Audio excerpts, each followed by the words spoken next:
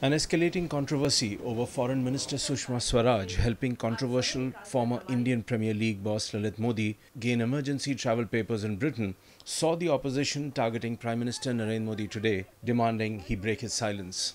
Congress and the left said Sushma Swaraj must resign for helping Lalit Modi secure British travel documents last year in July when Indian authorities held his passport. They also questioned the Prime Minister's silence.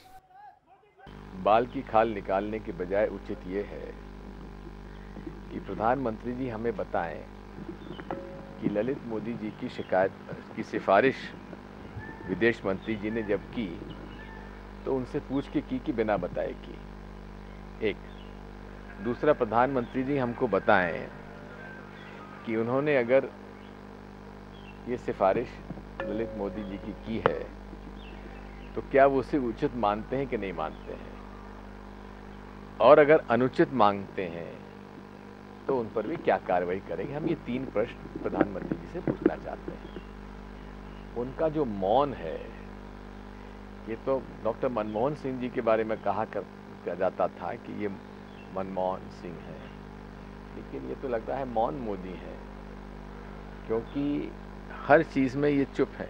The manner in which they defended her yesterday, in fact didn't say her anything, only confirms our suspicion that the Prime Minister quite clearly knew. Meeting, it was very clear that the issue did, in the sense that in an indirect way, saying whether she'll continue or not continue as the minister.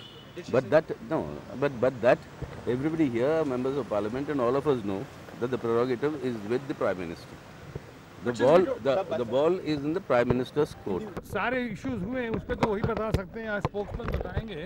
मगर इतना मैंने कह दिया कि जो आप लोगों की चिंता है, उस चिंता पे रोशनी डाली, ये कहते हुए कि सुषमा स्वराज जी का अपना व्यक्तित्व तो बहुत अच्छा है ही, बहुत अच्छी मंत्री हैं। साथ ही साथ आज उनका परफॉर्मेंस इस बार जो हमने देखा इस मीटिंग में, बिल्कुल शी इज कूल, काम, कंपोज एंड कॉन्फिडेंट। तो विदेश मंत्री का पद को इतना बड़ा नहीं है कि सुषमा जी की छवि और उनके काडर के आड़े आता हो।